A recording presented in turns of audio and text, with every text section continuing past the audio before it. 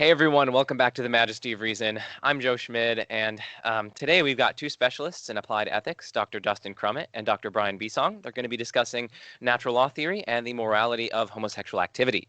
And so I was actually going to title this video, Let's Talk About Sex, Baby, but I figured that might be slightly inappropriate, so I opted against that, but I did want the audience to know that I was tempted to say that.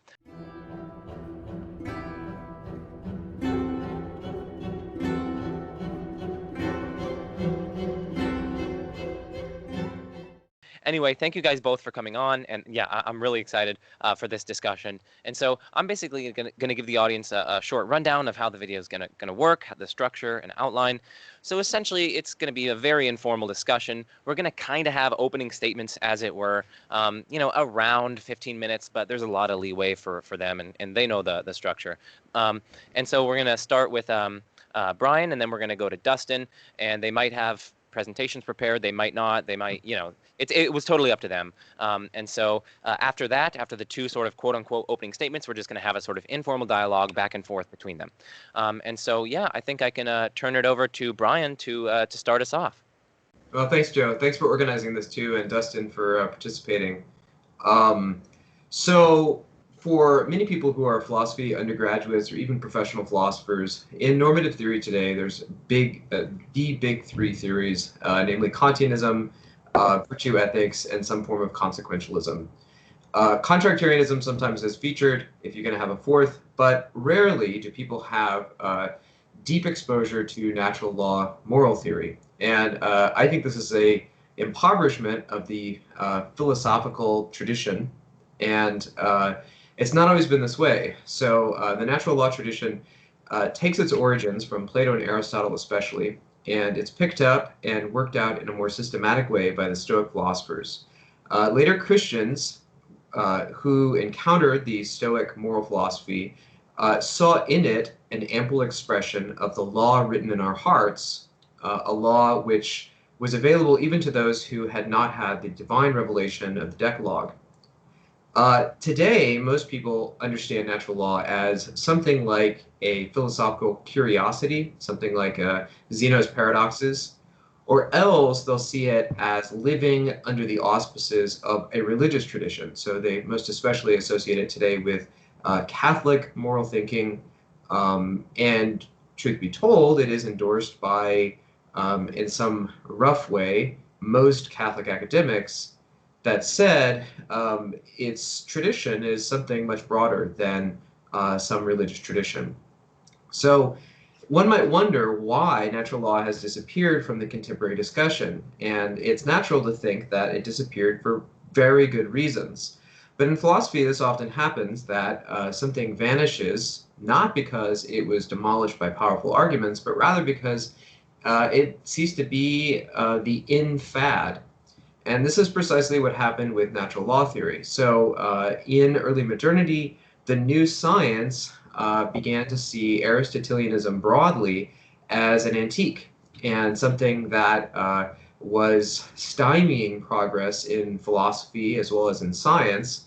And so Aristotelianism became increasingly rejected. And so with Descartes, we see that new beginnings and a fresh start is the name of the game in early modernity, although actually cutting ties with the past was rather difficult for them.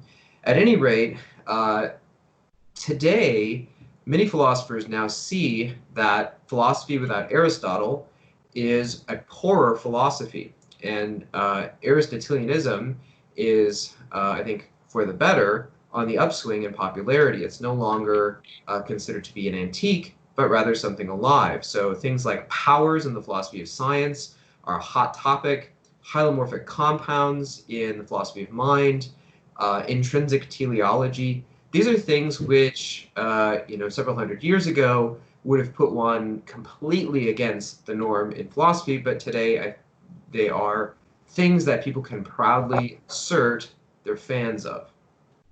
Now, the Aristotelian baggage of natural law made it a moral theory that ceased to have much sway among the philosophical influencers from early modernity forward. And so we see new beginnings in moral philosophy as well. So Kantianism, consequentialist stripes, etc. But it remained in Catholic circles. And so this is, I think it's important to mention, because today natural law is so little understood and so little presented in undergraduate and professional philosophy programs that, truth be told, it's hard to see how much of it has been lost. Natural law theory was being worked out by the top minds of scholastic philosophy and Baroque scholasticism, and many of these works have been lost, not to the dust piles so much as they've been lost to the dust piles, not to the fires. We still have these works, but they're in Latin. And as an English-speaking academic, I feel particularly unsuited, I guess I should say, to feel competent to present the whole tradition. I feel like I'm recovering something that's been lost, and I'm not even the best person to be recovering it.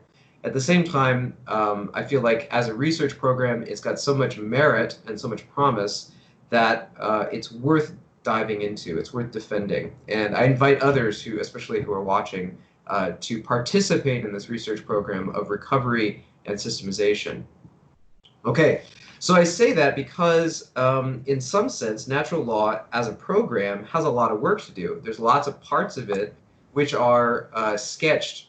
I believe I've sketched it and others have sketched it in its broad outlines, but in much of the details, it's missing parts that need to be developed. I suspect, though I don't speak Latin, that many of these parts have already been developed by Baroque scholastics, but I anticipate Dustin's going to be able to raise fairly interesting, important questions we're talking about, which likely have already been discussed in great detail, and this discussion is in some ways reinventing the wheel. But that's okay. We can't go without wheels, and I think we can't go without natural law.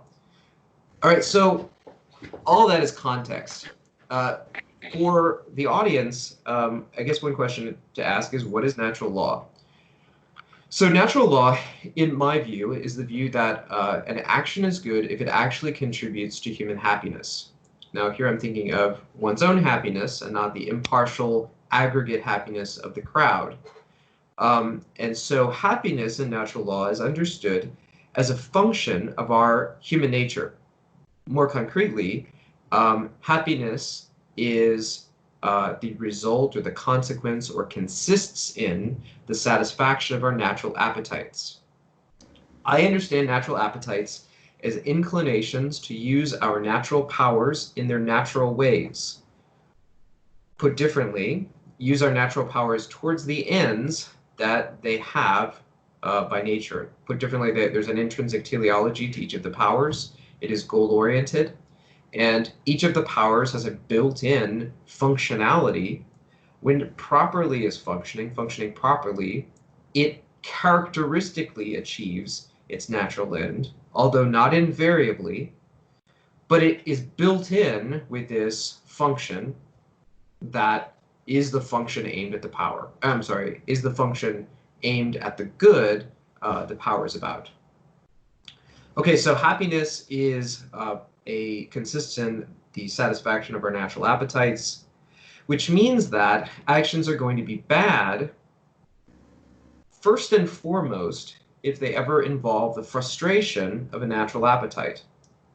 They're bad for frustrating a natural appetite because what that means is that we are frustrating our own natural, unavoidable end of happiness.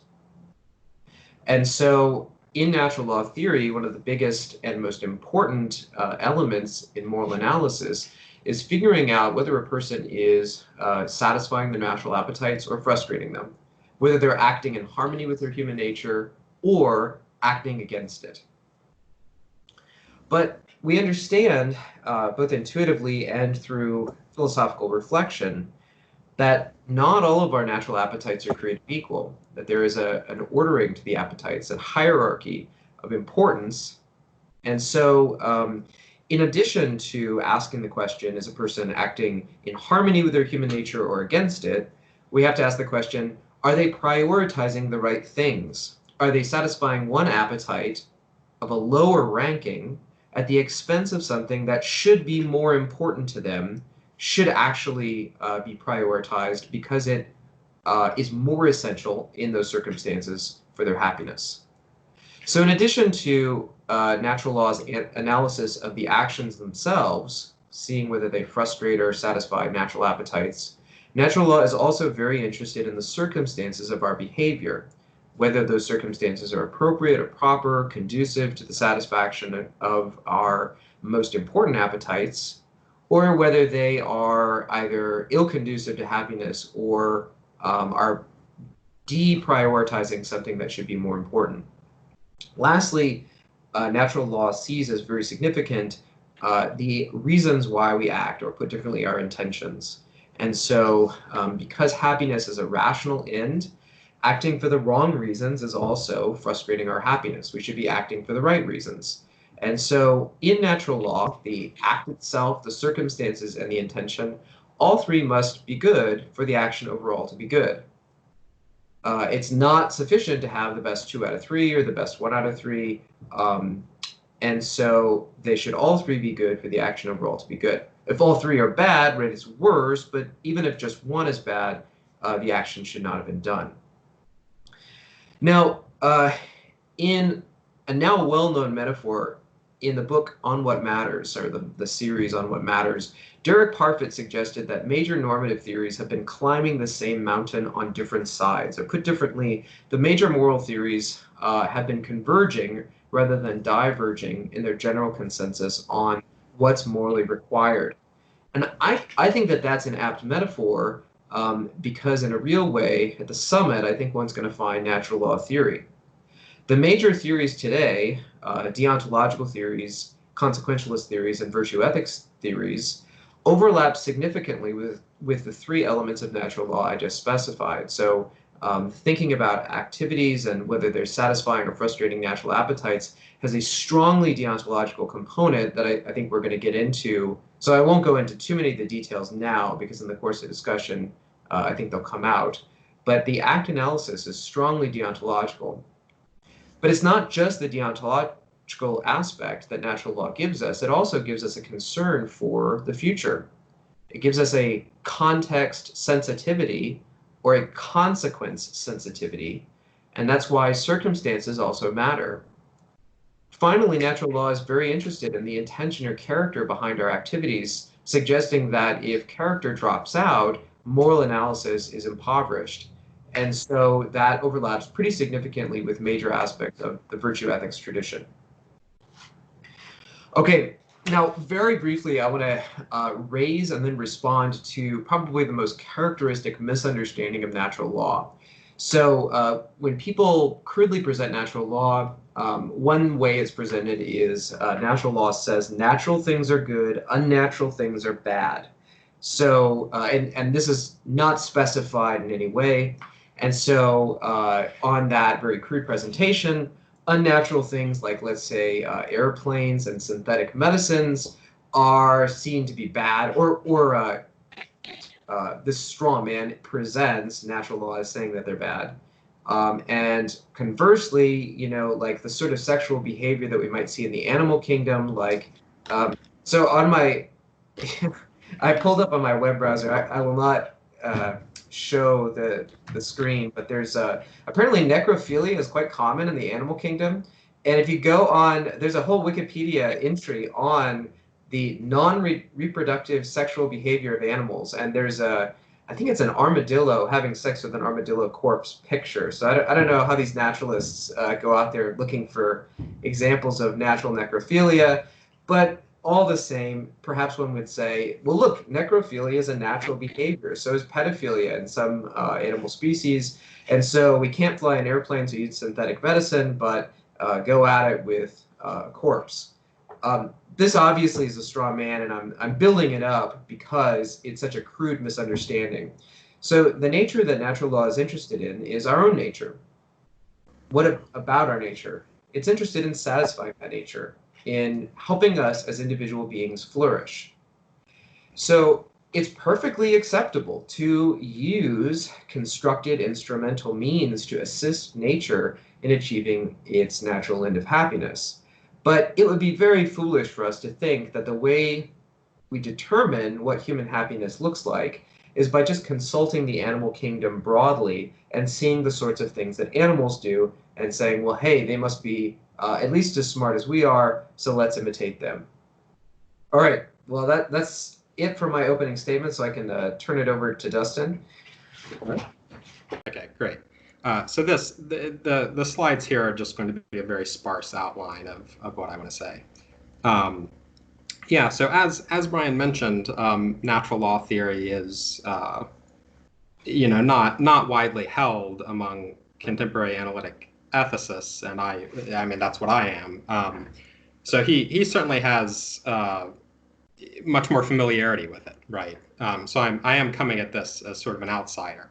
I'm going to try to raise a number of different points, some of which have to do with quite broad considerations about natural law theory as Brian understands it, about the overall theory.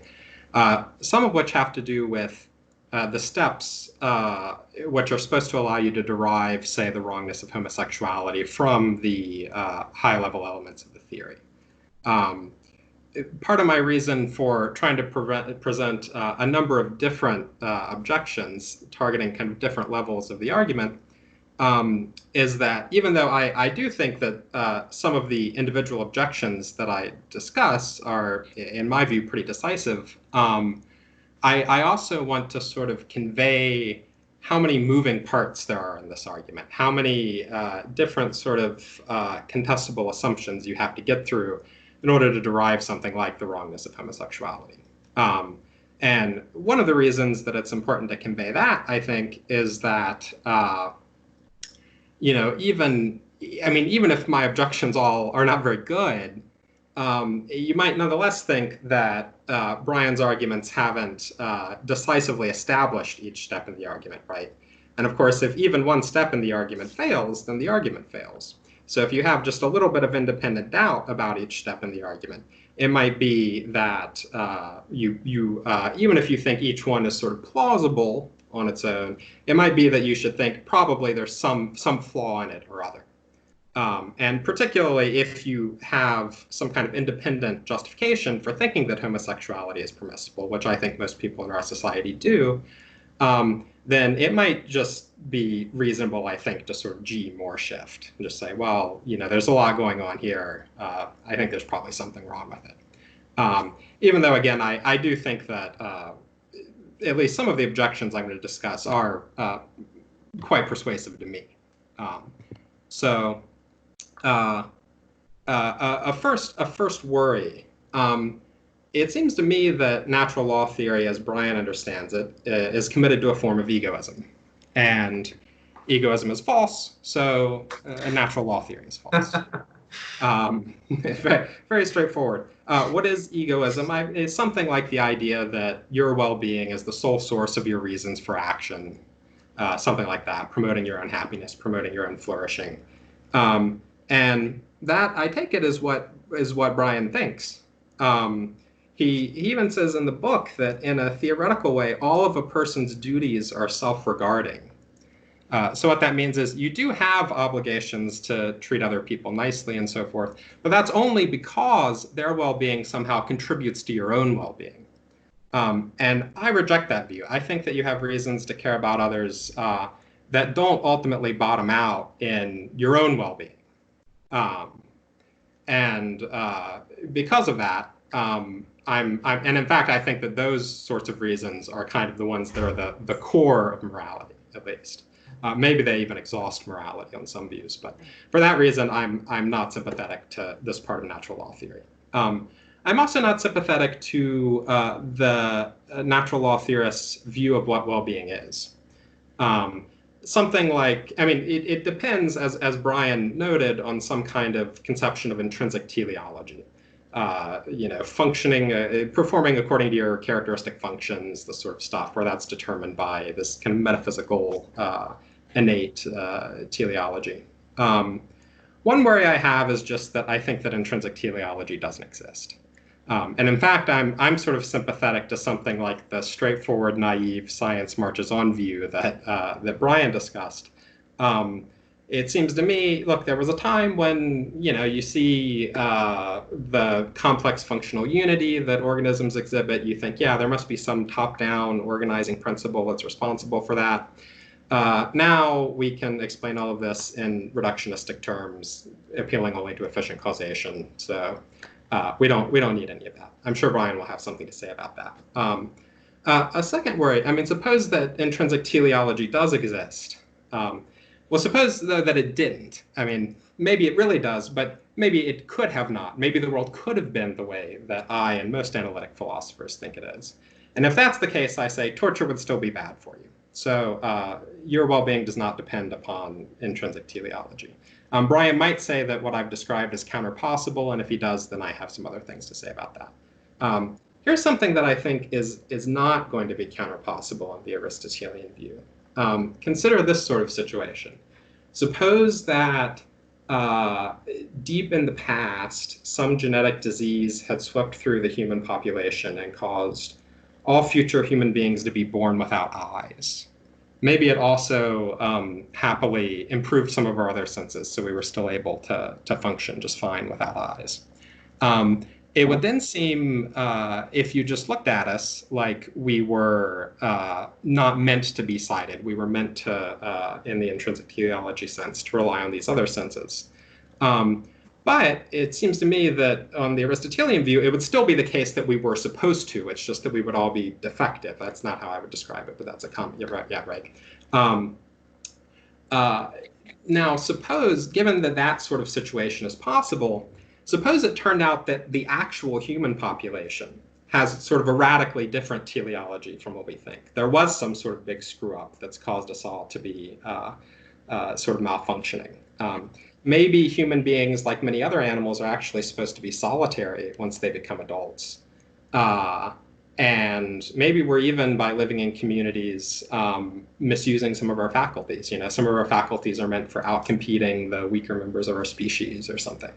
I think now that's obviously convoluted. I don't think that's a realistic possibility. But if we did learn something about that, and then I wonder, should this change how I evaluate, say, my relationship with my fiance? I think the answer would be no. It wouldn't change how good I thought that relationship was. It wouldn't change, it wouldn't make me think that I had some reason, if it was possible, to abandon her and try to live a solitary life as I was meant to, even though it would now be no longer in accordance with our intrinsic teleology. I think in order to evaluate the relationship, you just need to know about the nature of the relationship, how we treat each other, how it impacts the both of us, that sort of thing. And whether we have the imprimatur of our forms or something doesn't really matter. So in this sense, it looks to me like even if there is some sort of metaphysical intrinsic teleology, it's still the case that the non-teleological facts fix the ethical facts. I hope that made sense. But here's a third worry, and I get the sense that maybe this one is somehow naive or something, but it is a genuine question. I mean, it's not clear to me how natural law theory derives the categorical wrongness of using a faculty in a way that's contrary to its end. So if you just told me morality is about pursuing happiness or whatever, doing things that contribute to your happiness, and your happiness is about performing your characteristic function well, something like that, then I see, okay, so using my faculty in a way that's contrary to its natural end will be pro tanto wrong, perhaps. But you might still think that it would be good if it sort of improved my functioning overall. It seems like that could happen. But I guess the natural law, just like, for instance, natural law theorists will say that you can remove a diseased organ because the good of the part is subordinate to the good of the whole. You might think, well, you can misuse a faculty because the good of the faculty is subordinate to the good of the whole. And natural law theorists don't want to say that. I think it's because it's actually supposed to be impossible for misuse of an organ to contribute to my well-being. That doesn't seem plausible to me, partly because of some of these cases I'm about to discuss next. So here are some implications which I think natural law theorists accept, but which I think are implausible. So traditionally, natural law theorists think you can't lie under any circumstances because lying misuses your faculty of communication. So I can't lie even to a torturer to prevent myself and my family from being tortured to death. Now, it seems to me that that on its own is extremely implausible. It seems to me that that is a very good reason to reject a view if it really implies that. But I also want to ask, is refusing to lie in this situation, letting myself and my family get tortured to death, is that prudent? Is that the best way of contributing to my happiness? If the answer is no, then I wonder what happens to this morality-happiness connection. If the answer is yes, then that seems very implausible to me. You might also think, I mean, suppose my wife and children are about to get tortured to death, and I say, sorry, I can't lie to save you because that would set back my own happiness. That seems really bad to me. In that case, it seems like, well, you should just take the hit to your own happiness and save your wife and children, right? I also wonder if you say that lying is bad for me in this situation, if it might imply that just dying as soon as possible is a good thing for people in general. And here's why I was wondering about that. I mean, it seems like if I live out my natural lifespan, then probably, even if I try really hard, I'm going to do some wrong actions. I'm going to lie. I'm going to, perform disordered actions, these sorts of things.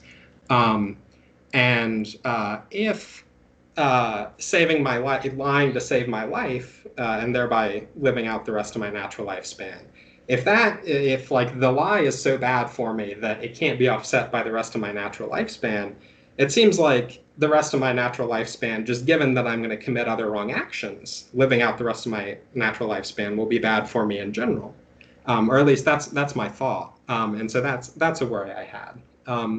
Some other examples. Brian talks in his book a couple of places about digestion. It's wrong to actively interfere with your faculty of eating. It seems to me, I mean, suppose that I was part of some important scientific experiment, though, and I had to intentionally, as a means, actively interfere with my digestion for an hour or something. That doesn't seem to me like it would be wrong. And if the experiment somehow was, to cure some bad disease I had or something, then it seems like it would be prudent to me, actually. A third worry, this is C. I mean, many of the natural law sexual prohibitions seem implausible to me, as I've already hinted, but you might also think that it's sort of additionally implausible to think that they're kind of categorical prohibitions. I mean, if I'm understanding the view correctly, then if, say, consensual gay sex was the only means by which to prevent everyone in the world from a horrific death, then it would still be wrong. And that doesn't seem right to me. Now, a fifth point involves, there are these other cases where it seems like there are, prima facie things that prima facie are implications which would be implausible, but natural law theorists deny that this is an implication of their view. So you might think, well, doing a handstand would be wrong. That's not what your hands are for. Opening a package with your teeth, that would be wrong. Licking a stamp. And natural law theorists will deny that those sorts of activities are wrong. And I'm familiar with two ways that you might do that. One is by drawing a distinction between use other than the end and contrary to the end. I won't go into that a lot unless Brian brings it up and we need to talk about it more. I'll just say it's not always clear to me why the things that are supposed to be contrary to the end really are contrary to the end. A second option is to just say, no, these aren't even other than uses at all. So John Skalka, for instance, says, well, look, your hands actually are part of this general faculty of locomotion, and so if you walk on your hands, that's not misusing them because it's, you're sort of understanding the function in an implausibly narrow way if you think that, it's only for picking stuff up or whatever. Your teeth are actually part of maybe multiple different functions, or they don't have any single determinate end or something. I forget exactly what he says, but it's something similar there. I think that's fine, though. I wonder if that doesn't sort of set the stage for my next worry. And so I'll have two more and then I'll stop.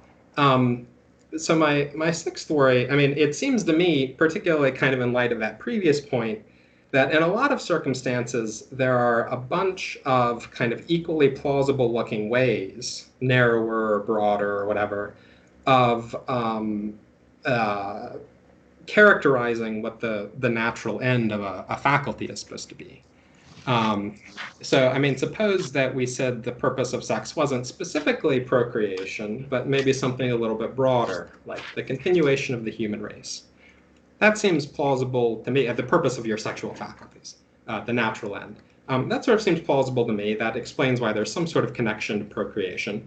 But it's not clear then that it will rule out, say, homosexuality, because there are cases where gay relationships do seem to contribute to the continuation of the human race. I read a paper the other day, this is this Barron and Hare paper that's on the slide, which argued that homosexual attraction was actually selected for because it helped strengthen group bonds, strengthen social affiliation in ways that benefited both the individuals and the group as a whole. So that's right, it's not clear, and I mean that's just one example, but it just seems to me like there are a lot of ways it might turn out that actually the natural law theorists, even if you grant everything up into every part of the argument so far, you don't actually get the conclusion that you might want. And there are even some people who are kind of broadly in the natural law tradition who agree with parts of this. A final worry is just about infertile couples. Natural law theorists think that sex between straight infertile couples is okay. Of course, they cannot procreate. If I know that I'm infertile, then it seems like I can't intend to procreate because you can't intend to do something that you know you can't do. So I know that natural law theorists have answers to this. You know, why is it that gay couples are not listed, but infertile couples are? I often don't find them very plausible, but I'll wait to hear what Brian's response is before I say more. And then the other stuff on the slide is just the stuff that I said at the beginning. So there are a couple, oops.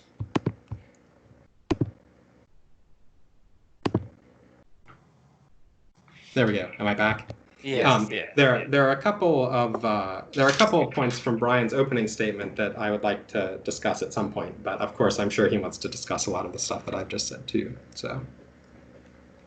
Well, great, Dustin. This is I wrote down 10 objections. Oh, really? But I wasn't using your bullet points as so I numbered them 10. And I think you said more than 10, but I wanted to talk about at least 10 things that you said, which I think are interesting, important. You know, some of these are new objections. Some of these I think are, you know, well-trodden in the literature. That doesn't mean we can't talk about them, because as you say, you're familiar with the responses, you just don't think they work. So I guess as far as structuring, since Dustin's given us so much to talk about, my thought is maybe I'll go through the bullet points that I have written down in listening to your opening statement, and then maybe we'll go back and forth for, you know, 5-10 minutes if it feels natural to continue. See, I worry that like even just the first 3 could be a full hour, and so I guess Joe, I'll just sort of like kick it to you. If you feel like just get yourself a natural impatience, and if you want us to go forward, you know, cut us off. Yeah, right, definitely. So that sounds good. Mm-hmm. Yeah, Okay. that sounds like a plan. I'll exercise my my veto power whenever I feel. There's like emotional reactions in Skype too. You could just do like a little cry face whenever you want us to stop talking.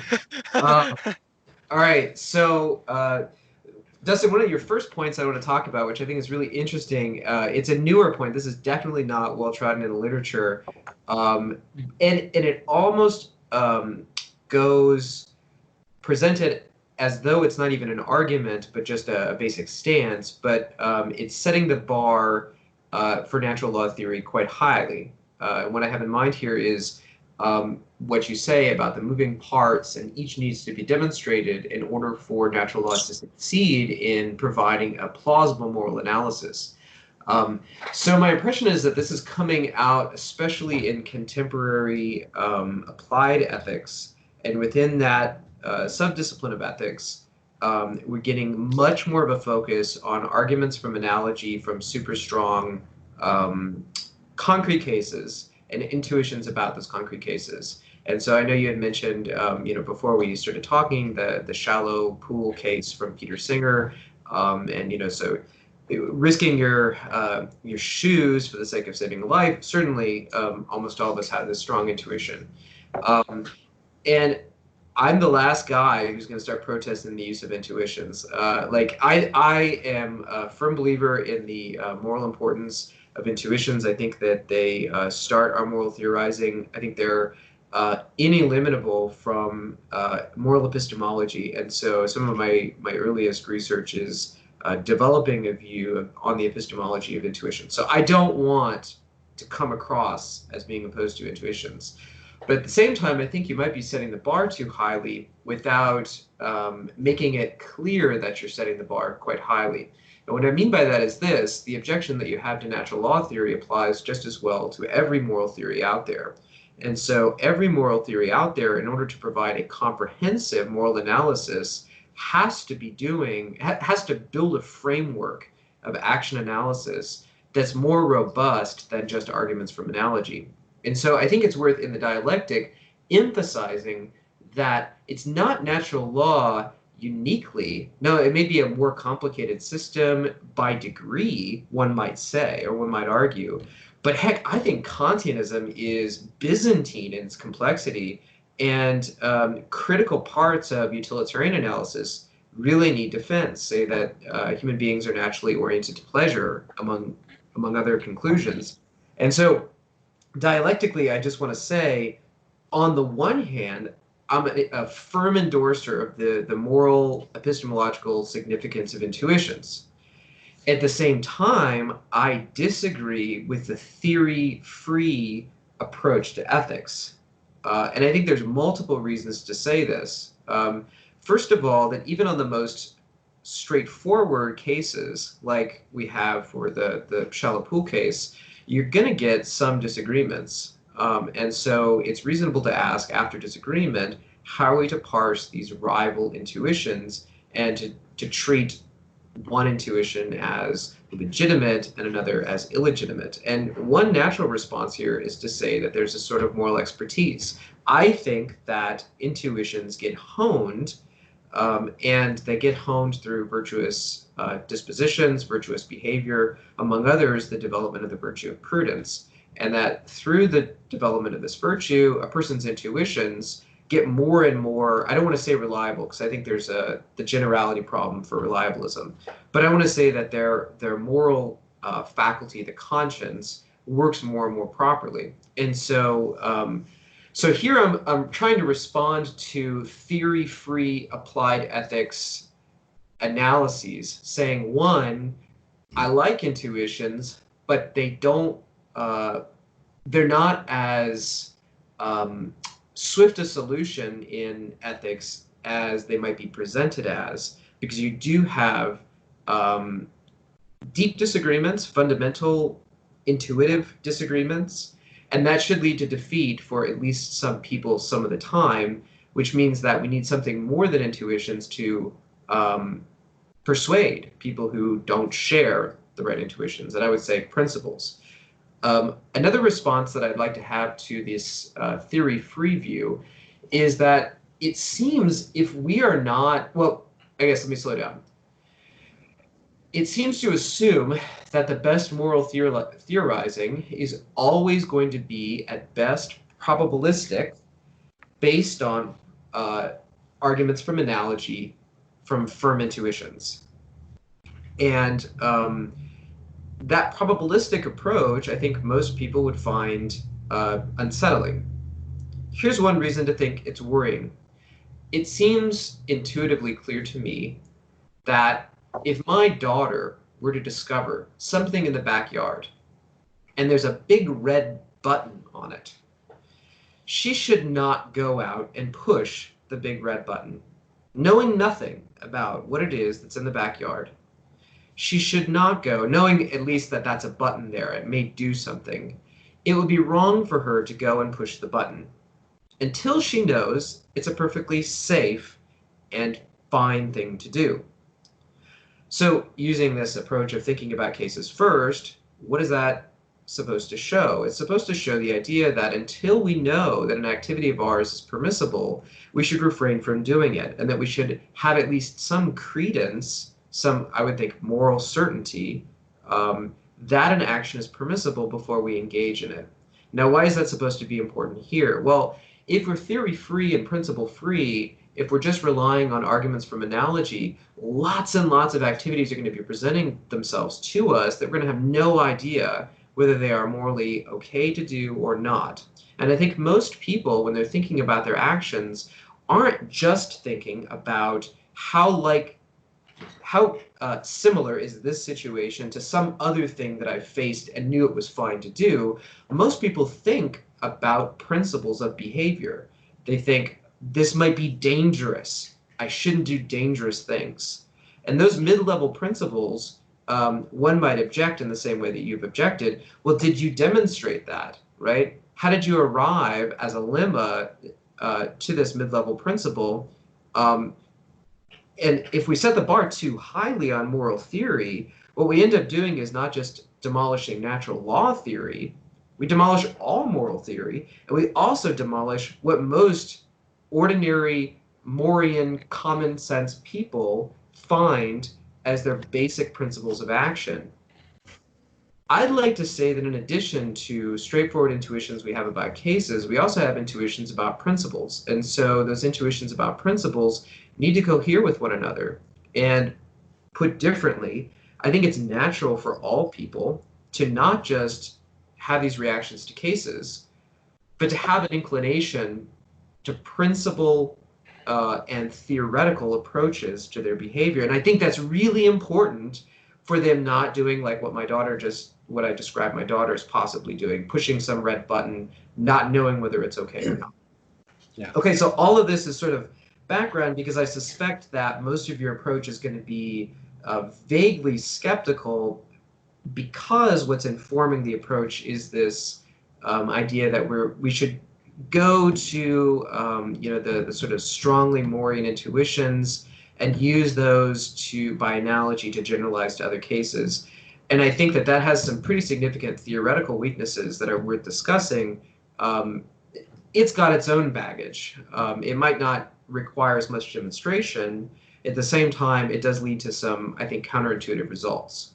But I should say that Jonathan Fuqua and I are working on a defense of natural law from Morean intuitions against other major moral theories. So I should add that, in my view, the one moral theory that's got the strongest intuitive character is natural law against Kantianism, virtue ethics, and consequentialism.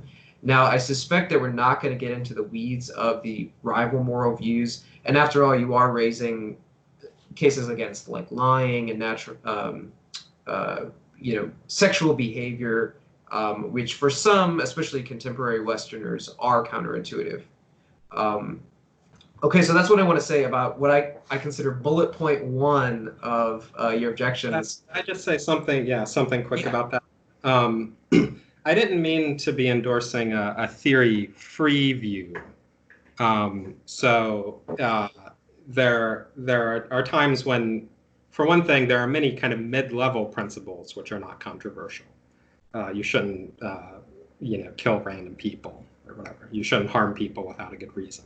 And I think we can be quite confident about those. Those don't depend on any particular moral theory. It's also, sometimes you can try to argue from a moral theory. Hopefully, different moral theories can converge. This is part of what Parfit was, why he cared about climbing the mountain so much, right? He wanted to show, actually, they all kind of agree on the main stuff. And so just, but all that I wanted to say was just a point that I think follows from, probability theory, which is that if you're taking the more controversial stances you have to take to get to the conclusion, the less credence you should have in the conclusion, right? The less credence you should have that the argument is sound. I don't think that leads to general skeptical worries because, we have arguments from cases, we have arguments from uncontroversial mid-level principles, we have cases where there are different arguments for the same conclusion and different moral theories can agree with many of them. So that's what I want to say. That's why I think it doesn't lead to sort of broader problems in ethical theorizing. Okay, so let me push you here on controversy, because I think under one interpretation of what you just said, the more controversial, the less credence you should have in it. Under one interpretation, that's super plausible. On another interpretation, it's less plausible. And what I want to say is the set of disagreeing agents. So it matters who's disagreeing. In an undergraduate ethics class, if I'm trying to persuade a frat guy that, let's say, groping a passed out girl is wrong, I might have a hard time persuading him. That to him might be controversial because for him it's harmless.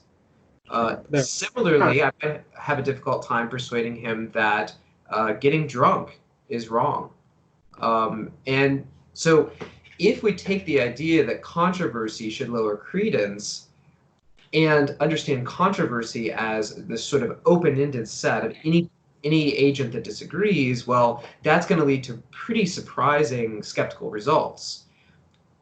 Most disagreement literature today is interested in pure disagreement, not just disagreement in general.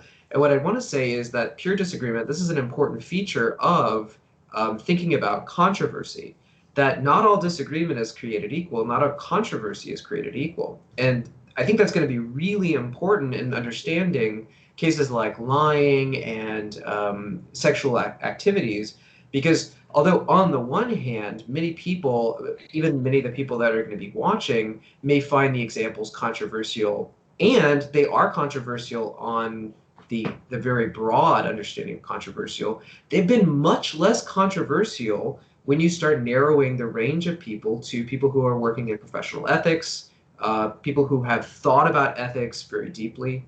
And so that's not to say they're not controversial, but the degree of controversy diminishes substantially as you narrow the set of people you're interested in. And I want to say, in addition to peer disagreement, there should also be an understanding of experts in the field of ethics. And I'm not just saying people who have institutional credibility like Peter Singer. I find Peter Singer to be the farthest thing from an ethics expert that there is, but people with more morally cultivated character and who understand not just some principles of ethics, but the right principles of ethics. And so once you, again, narrow the range not just to peers, but to actual experts, I think the disagreement diminishes greatly. No, I know you probably disagree. Wait, is your response this isn't controversial among natural law theorists? So say again. Does the response? I mean, if we just talk about, say, professional metaphysicians and professional ethicists, then the steps in this argument are rejected by the theory is rejected by most of them. Belief in intrinsic teleology is probably rejected by most of them. Does your response require saying that's not a problem because they're not the real experts? They're not reasoning from the correct moral principles? You're thinking about professional philosophers broadly. Or people who work in ethics or applied ethics or work on questions in metaphysics that are relevant to intrinsic teleology and hylomorphism. Yeah, but you also have to take the historical perspective. So we've got a narrow time slice today. Take into account also the millennia of ethical thinkers. If you include that body of thinkers as part of the demographics, they shift substantially, right? Contemporary Western intuitions differ pretty substantially from the intuitions that you would have got 100 years ago, 200 years ago, 500 years ago. But in contrast, the more historical intuitions were relatively stable for thousands of years. And so if you take the body of people who have worked in this field, not just today, the thin time slice of right now in the United States and Western Europe, but much more broadly, people who have been working in ethics, the positions that I'm taking are relatively uncontroversial. Okay, wait. I'm just gonna butt in. Dustin, I'll give you I'll give you the response to that, and then let's move on to the second point. Of after your response, we'll move on to the second point of Brian's. So. Oh yeah, I mean, this may be, we may have sort of hit an impasse about who we're going to regard as sort of best placed to answer these questions. I think that we have made genuine moral progress on lots of issues. There are reasons to think that we're in a better epistemic environment than those folks in the olden days. And so, yeah, I mean, the fact that even like 100 years ago is olden days. Yeah, well, I mean, and it takes time but I mean, people 100 years ago, most philosophers weren't natural law theorists. No, that's right. But they were concerned, say Kant, interested in the same sexual ethics questions that I was. Sure. Yeah. Well, let's move on to the second point that you wanted to bring up, Brian. Okay. So let's see, the egoism of natural law. So I find this to be a really interesting question. I am totally enjoying the pushback on this.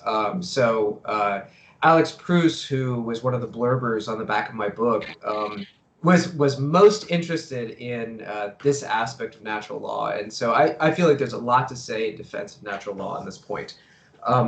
One, and I think, Dustin, you put it nicely in setting up for us this hypothetical scenario where, it's a loved one being tortured, and all I can, the best way, the only way to get them out of the torture. No, I'm sorry.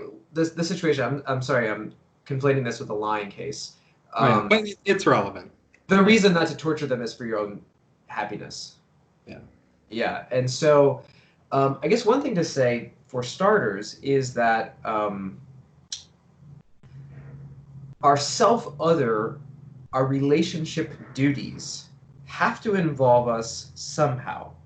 Put differently, our social obligations as relata have to have us. Like, here's a crude way of putting it. How are you going to ground social obligations? Here's one way. Totally in others.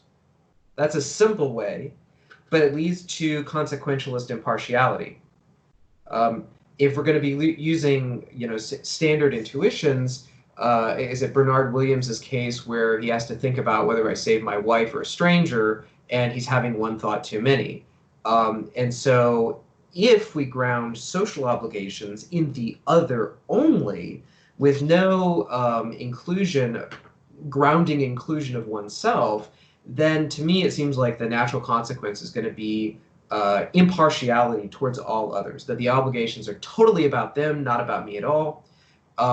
That not only muddles with what people consider to be the real social obligations that we have, especially to those close to us, it also naturally leads to the sort of parfait, repugnant conclusion of utilitarian or consequentialist analyses, where it could be the case that one has the duty to sacrifice himself for a relatively large group of people. Like perhaps being tortured for a long time if it saves a sufficiently large population or improves their welfare to some degree. Because it's taking me out of the picture entirely and what's good for me. So I'm worried not only does it mess with the real social obligations that we have by taking us out of the picture, it also would lead to pretty implausible conclusions too. So that's one side of it. So that's one of the reasons why I don't think social obligations can be grounded fully in just other people. That's not to say that other people shouldn't feature in our considerations when evaluating our moral duty. Like, it would be really strange if the philosopher comes to a situation where he can help and he starts thinking, well, how can this help me? Oh, yeah, that's right. I'm a social creature. Oh, yeah, that's right. I should care about other people given my social nature and given the connection between helping others and my own happiness. Those considerations, though operating at a theoretical level, wouldn't be the considerations that should motivate a person to begin acting immediately to help, to care, to empathize. And so realizing that both there's a sort of theoretical justification for these things, but that those aren't the considerations that should motivate is important. But why think that the theoretical justification can't just drop out and you've got these considerations? One reason why is because you've got people who don't have those considerations and they need theoretical explanations. So let's suppose a well-intentioned psychopath actually wants to know why he shouldn't torture people. He's open to persuasion. But he has no empathetic concern for the other person at all. Without a theoretical explanation for why those considerations should pull him, though they don't, all you're left with doing is sort of chest thumping and saying, no, this is really important. You've got to take it as important because everyone else does.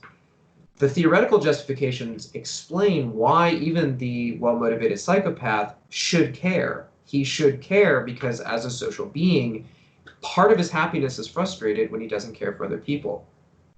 So I think that you've got to ground social obligations not just in others, but the self has to be a part of it for multiple reasons. It explains what we would say to the psychopath. It explains why I have a special obligation to my children, but you, Dustin, don't have a special obligation to my children. But then the alternative is to say, okay, there's two alternatives. One is to say that social obligations are fully social facts. They're grounded in both relata. Another is to say that they're fully grounded in the individual. Okay, so I think that's much better than to say the social obligations are fully grounded in others. They're either grounded in two people or one, the self. I'm sympathetic to something like Scanlon's view. So that's the both people is the route that I'm going to go. Right. Now I'd want to say that the social obligations have both people, but here's a response that I think has some merit. Two methods of grounding. Both explain what they need to explain. One's simpler. Other things being equal, the simplest explanation is the best. So it gives us all the right consequences. It's simpler, grounding it in myself, not in both. So by purely Occam's razor sorts of reasons, we should prefer, unless it leads to theoretical difficulties in other places, we should prefer theoretical justification that's simpler. And it is simpler to say it's grounded in the individual.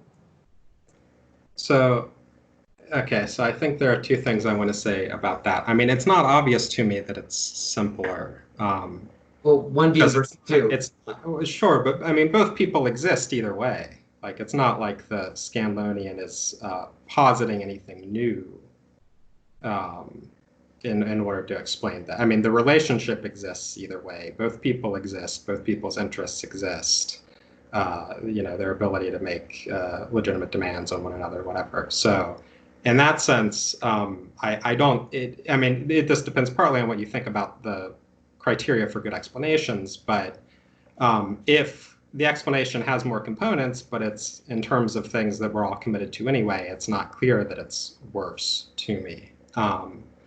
But a second point is just that, I mean, I do think that maybe this is something like a brute intuition or something like that, but it seems clear to me that there's something quite off about thinking that my reasons to not torture a child, my reasons to save this person from some sort of peril, whatever, are all about me, ultimately. I want to say, no, I mean, I think that we can tell that it is some sort of relational thing. I mean, they play a more direct role than on the account where their well-being matters only via sort of running explanatorily through my own. It seems, it's egoistic. It's a view on which I ultimately I only care about my own happiness, and I care about other people only insofar as they contribute to that. That seems wrong to me. That seems like I'm really missing something. Okay, but I don't want to think that, I don't want to say, and in my first response, I was trying to make that clear, I don't want to say that the considerations that a person runs through are all about them. I might not consciously, I'll do better. I mean, it's almost, just like a utilitarian shouldn't always go around calculating utility all the time. I shouldn't be thinking about my own happiness all the time, because I'll do better at pursuing it if I think about other stuff. But ultimately, I don't want to say it's like justification is in terms of my own happiness, and I think that's wrong. Yeah. Okay. I mean, one straightforward way to talk about this is thinking about cases where one ultimately totally sacrifices happiness for the sake of another. Natural law is going to say that those are going to be those sacrifices are immoral. And this gets to another question. One way that this comes out really clearly in my mind, even more clearly than, say, dying by jumping on a hand grenade, is there was this old, I think it's shrouded in historical mystery for me, but I believe it was the oath that Presbyterian pastors had to take prior to their Presbyterian ordination. In times past, they had to agree that they'd be willing to be damned for the sake of the glory of God. And so you might think to yourself, well, that's a really strange choice. And so you might make it slightly different. Would it ever be permissible for you to, let's say, choose to do something that would result in your eternal damnation for the sake of someone else's happiness? Natural law is going to have this really nice explanation of why that's going to be a bad choice, because even if you say it's a bad choice, it doesn't follow that my only reasons are ultimately self-regarding, right? But so let's say that it's either you or him. It might just be that it would be unreasonable for the other person to demand this of me or something, even though, maybe a less significant sacrifice of my own well-being. Why less significant? Why should your well-being count even as a prudential reason? Why does my well-being count as a prudential reason? Yeah, like why would that prudential reason feature in this moral analysis as a way to cut down? So it's a sort of like satisficing response here, and I guess I'm wondering why is that available to you? Why is satisficing in that case available to you? Unless you think my own considerations, my own happiness has to be of some moral importance. I agree that it's of some moral importance, at least in the sense that it limits what other people can reasonably demand of me. Okay, so I'm not saying I can only care about other people. I'm saying among the things I care about should be other people, not just because of how they affect me, but again, in the real fundamental theoretical sense, not just the what's practical for me. Okay, so you think that it should be on the same level? My happiness and others should be treated as on par? It might be that there's some sort of prerogative that basically the way, again, I'm sympathetic to some kind of Scanlon-style contractualism.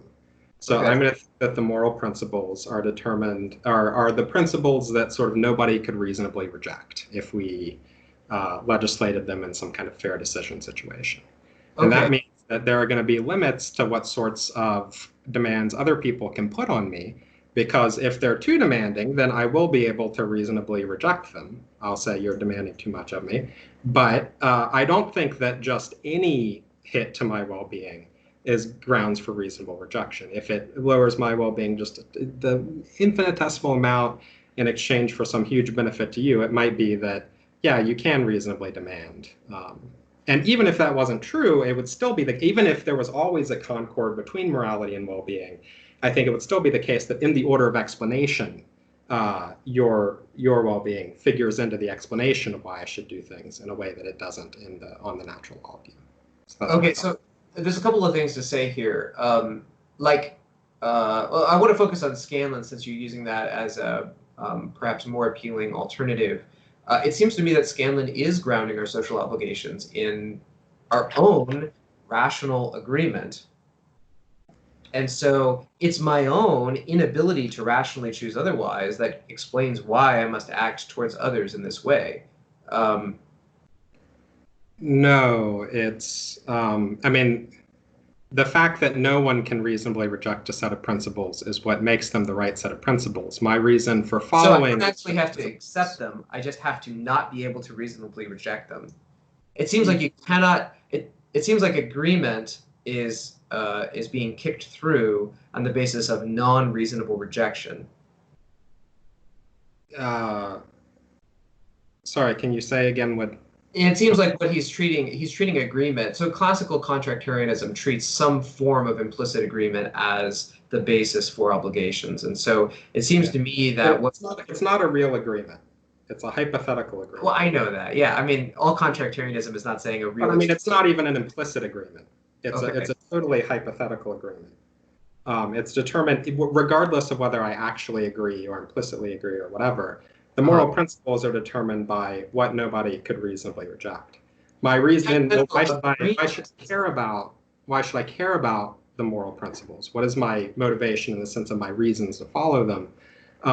That has to do with the value of living on terms of equality and mutual recognition with others. That's a kind of fundamentally relational element. Okay, but you're saying hypothetical agreement, which is what I'm going for here, agreement, not impossibility of disagreement. Because those are two different attitudes, right? They have different directions of fit. Impossibility of disagreement and agreement. If you're saying hypothetical agreement, I agree with you. That seems like you're going to need something more than just inability to disagree. Because not even things that are non-agentive have inabilities to disagree, and yet certainly aren't obligated in any way. And so it seems to me that you're going to have agency and agreement in some broad sense of agreement, which means that even if it's agreement, then it's something that I'm doing, namely agreeing in some sense or other that grounds all my obligations to others. And so it seems like you'd be in the same boat. No, I mean, any rational agent, in any rational agent's lack of rational disagreement, right? Isn't it sort of like just like you know, we're not sort of specifying it's you in particular, right? I mean, it's sort of just like any rational agent. And maybe that's what he's getting at. Is that right, Dustin? Well, I mean, you don't have to actually agree at all. Yeah, a hypothetical. Not actual agreement. You're saying agreement in some broad sense. Hypothetical agreement is the term you use. Yeah, a kind of hypothetical agreement. I guess I'm not sure what the force of the objection is. The principles are what, I mean, forget about the term agreement if it's called. Principles are what nobody would be able to reasonably reject in a fair decision situation. Yeah, okay, I get that, but I guess I'm trying to see what's generating obligations. Is the fact that that's what determines the content of the obligations. Yeah, but it's obligatoriness. What? It's obligatoriness why it obliges me. It's obligatoriness is what I'm worried about, because it seems to me that. Sorry. You mean why you have reasons to, why you have like binding reason to care about it? Exactly. And it seems to me that it's not the weak claim that nobody could rationally disagree with this. That functions to say, well, so you must agree, because you couldn't rationally disagree, so you must agree. Whether it's, I know it's not actual explicit agreement, but you must agree at some level. And so then it's your agreement, the person's agreement, that's generating the obligatory force of these social obligations. And so it seems to me that you're back to square one, where something about me is generating something about how I'm supposed to act towards you. Maybe we should move on after this, but what generates the sort of binding force, what generates the decisive reasons to follow the obligation, is the value of the relationship that you will stand in to other people, the relationship of mutual recognition and decency that you'll stand in with other people, if you follow the obligation. So it's a fundamentally second personal relational element. It's not a sort of Kantian thought that you're committed to these because you would agree to it in some circumstance and therefore blah, blah, blah. It's meant to, at least, to be a fundamentally relational thing. But okay. I still think that you're going to have obligatoriness generated by personal agreement in some broad sense. But at any rate, we don't want to get too caught up in this one detail. Yeah, well, we can move on to the so that was the second one. We can move on to the third one. I just want the audience, because we sort of got into the weeds there. So I just want the audience to appreciate the sort of general the general line that we were pursuing there in number 2. So really, what we were pursuing is the sort of grounding of our obligation to others. So that's really the fundamental question that we were exploring just there. And there's the question of, is it grounded solely in others, or is it grounded in both of them, both of the relata, both myself and others, or is it just grounded in myself? And so we were just exploring different ways that we could ground that. And is it like both of them? Is it just one of them? And we were kind of testing that and probing that further, because that sort of relates back to this sort of egoism objection to natural law, because according to Dustin's criticism, natural law sort of just grounds it in that one relata, whereas he's pushing back and saying we should ground it in the both. That was an overview. I wasn't defending either side. I just wanted the audience to kind of get that meta-level appreciation of the dialectic. So let's move on to number 3 that Brian wanted to cover. Okay, so now this is kind of a field from natural law, but it's such an important part of natural law theory, it's worth talking about. And that is Dustin's skepticism about teleology.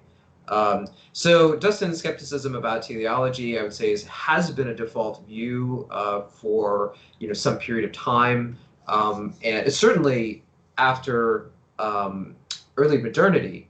And in fact, the language that Dustin used in talking about his skepticism about teleology is almost the same as what you hear among early moderns and thinking about whether something has some intrinsic final end or not. So Descartes would say something like, well, look, final causes have to do with what God's intentions of the thing were, but how could I know God's mind? And so I have to be skeptical. Maybe there are intrinsic teleological ends, final ends, but all the same, I couldn't know them.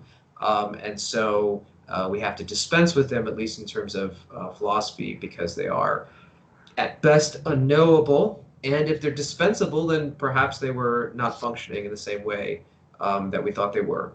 Now, that's been the historical lineage of final causes. I mean, this is why teleology had fell out of favor for many years, is because, well, if we can do well without teleology, why bring it back? The thing is, especially coming out of the philosophy of science, teleology seems intrinsically connected to causal powers, and causal powers have been significant. I don't want to say revolution, but they've been a significant change in the philosophy of science in the last 10 years. And so it seems very difficult to explain causality without causal powers. The Humean project is very unsatisfying to many people working in this field. And so they're scratching their heads and trying to figure out how to avoid the deeply counterintuitive results of the Humean causation picture. So what do? You bring back causal powers. Causal powers explain a ton, but powers are goal-oriented. I mean, I use the language of powers because to me they seem pretty intuitive. They're also, I mean, I think they're plausible when you're talking about faculties. But this is not like you do, you start looking at fill papers for powers, right? You're going to get a lot of stuff, a lot of books in the philosophy of science, not ethics. And so it's people who are taking the science seriously, and that's why I thought it's kind of ironic when Dustin was talking about this. But the March of Science has brought back powers. Far from dispensing with them, they've realized that an adequate explanation of the world requires understanding powers as an essential part of causation.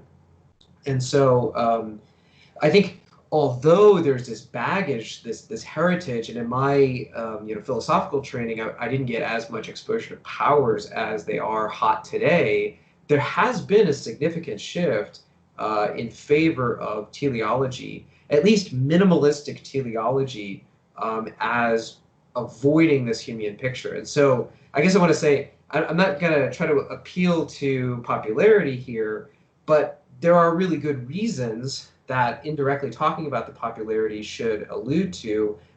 Powers have been really important here. Very briefly, it seems like the best way to explain the efficient causation we know is part of the world is by seeing what powers a thing has, like how it can relate to the world in various ways, not just counterfactually and actually, but dispositionally via these powers. And so if natural law piggybacks on that, it doesn't seem like it's doing anything objectionable. I mean, some individuals might have skepticism about that project, but it seems like fair game for philosophical inquiry. Yeah, I mean, I agree that there are people who believe in intrinsic. I don't think belief in intrinsic teleology is crazy or something like that. And I don't know. I mean, I guess I don't want to be a Humean about causation. I guess I'm not quite seeing why rejecting Humeanism about causation commits me to intrinsic teleology. Well, just rejecting something doesn't commit you to anything. But well, even accepting some kind of powers based. Yeah, I mean, things have powers to do other things, and that's just an efficient causal relation. Dispositionally, sure, counterfactually, if you put them in other circumstances, they would do other things. I guess I also want to say, even if there is intrinsic teleology at some level, it wouldn't follow that there's intrinsic teleology at the biological level, right? Biologists seem to be the most wedded to teleological explanations of what things are. Sure. So I'm happy with there being teleology in biology. I'm inclined to think that that's just some sort of extrinsic evolutionary teleology. So the function of the heart is to pump blood because that's what it was selected for, and it's not to make a thumping noise because that's not what it was selected for. Yeah, I mean, one problem with the selective, that reductive analysis of teleology is that it has a hard time explaining exaptation. So, the bird who takes its wings and hovers over the pool of water on this approach is using its wings incorrectly, or the teleological explanation there seems to say, look, it shouldn't be using its wings like that in some teleological sense. Alternatively, and perhaps more pressingly for me, my brain did not evolve to do philosophy. My cognitive apparatus was selected for survival and not for abstract thinking. And so I'm using my cognitive powers wrong on that evolutionary teleology. That seems counterintuitive. It seems like a good theory should be able to explain why doing philosophy is perfectly legitimate, proper use of my cognitive powers. I think that kind of worry has less bite for me because I don't think that the teleology is ethically significant. So I say, look, it turns out that my brain was not designed to do this, but I can do this cool other thing with it. That's neat. I'm going kind of above and beyond even what evolution intended me to do. It's a kind of, these are like spandrels. But it's not a power. Yeah, the spandrels. But it's not a power of yours. What's not a power of mine? Well, is it a power of yours? This to do philosophy? Yeah, to do philosophy. I mean, I guess I can do it, so I guess it's a power of mine. Maybe there's some more robust sense, more committal sense in which I don't assume. Yeah, I mean, it seems to me if you've got a power for it, then the power is explained teleologically, and then you've got to explain how this teleology arose if it wasn't an evolutionary teleology. I don't see. I mean, there are many broad questions here, and I don't know. I'm not a metaphysician, but I don't see why having a power to do something entails that it arose teleologically. No, not arose. Why a power has to be grounded in some sort of teleology or something. Well, I mean, the very language that you use, a power to do something, is teleological language, right? There's a final end, the something that ends the statement. The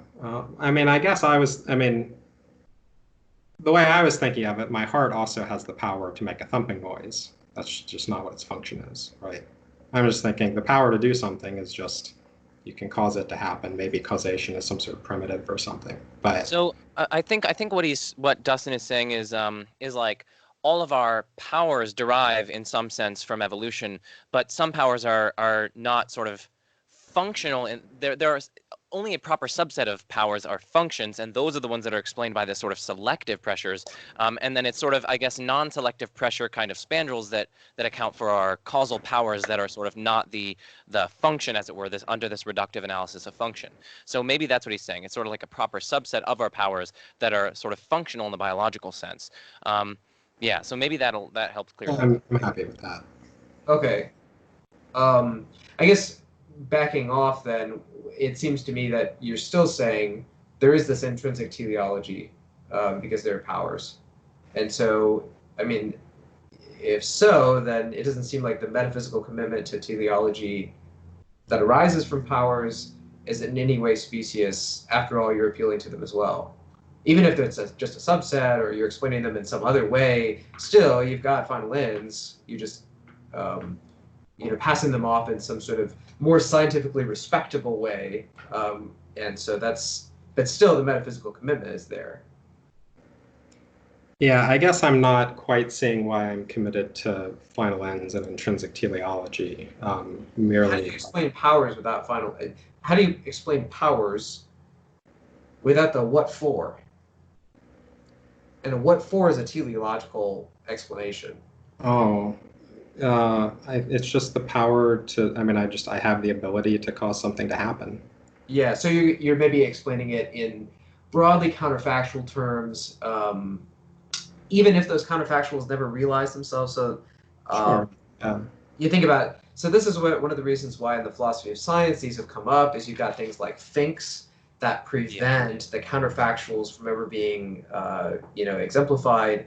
And so it seems like with thinks and other things like thinks, what you're going to have are problems in explaining this purely, it actually did that, this, and the other thing, hence it had the power to do that, this, and the other thing. Because we can see powers thinked up, never having produced this, that, or the other thing, and yet we still see a power there. It seems like we understand the power in these teleological ways. Yeah, I mean, I don't want to go in for just a purely counterfactual account of causation or ability or whatever. Partly because of that sort of worry, partly because you got to get the oomph in there somehow, the causal oomph. Yeah. But I guess I'm just skeptical. I mean, we're not going to be able to settle this here, but I'm skeptical about saying that commits me to intrinsic teleology. Maybe what he's saying is like he can analyze powers in terms of the thing in question can cause X, Y, Z, but it isn't thereby sort of directed towards the production of X, Y, and Z. Maybe that's what he's saying. So I guess there isn't sort of directedness, but it's more so it's just a causal capability. Maybe it just can cause these things, and that's just a sort of, I don't know. Yeah. But we've probably things cause all sorts of things that they're not directed to. Yeah, so maybe we've reached a sort of impasse, and I think it'll be, if you guys are cool, can we move on to number 4 of Brian's, if that's cool? Sure. Yeah, that sounds good. Okay, so rather than talking about my fourth objection, I figure we've got like 30 or 40 minutes left, and so maybe it'd be better, given our pace, to narrow in on two really interesting subjects for a lot of people who are interested in natural law, but find these two objections the most pressing. And so, in my view, lying and sex are the two most pressing, strong conclusions of natural law that for many people are worth delving into. And so Dustin had usefully raised a cluster of issues all around both lying and sex. Lying for the sake of saving somebody, lying maybe even, you don't raise this, but many people think lying in benign circumstances is okay. And so the so-called white lies, my students find it utterly, utterly implausible. Well, actually, the majority of my students find it utterly implausible to say I can't tell my children that Santa Claus is real. They're firmly committed to the magical lie of Santa Claus, and so they think that this is a cruelty on my part not to lie to my kids. At any rate, lying is a big issue, and so is what is permissible sexuality. So I guess, Dustin, on your PowerPoint, you had raised a cluster of issues. Maybe I could just start by saying why I find it compelling, like maybe a little bit of a defense of lying, and then you could re-raise some of those issues. It was like an hour ago, so probably the viewers don't remember anyway. Okay, so lying in natural law theory is one of the easiest examples of action analysis because it's very clear what the power seems to be. The power of communication appears to be oriented to some good, namely revealing what's in my mind. And so commonly when I introduce this, I'll talk about something called locked-in syndrome, where a person is fully conscious and yet incapable of revealing their thoughts in any way. And so this is a terrible tragedy that many people are frightened by. And one reason why it's frightening is because it seems like it is good to reveal what's in our heads. And so natural law says that a fundamental part of who we are as human beings is communicative beings, right? And so this communicative power of ours, this appetite of ours to communicate what's in our mind is constitutive of our happiness. And so whenever we frustrate that communicative part of us, we are thereby frustrating our happiness. Now, there's very interesting questions about whether that's true, A, and then also whether it could be sacrificed, B. And so I think you could raise some of those questions. But one thing to say in defense of A, that it's part of our nature, part of our satisfaction to speak what's on our mind, is the innate difficulty many children have in telling lies. They find it extremely difficult. You can tell that they are somewhat ashamed. Their behavior changes, and it seems to them that there's something awry there. Now, not all children are raised being told that lying is wrong.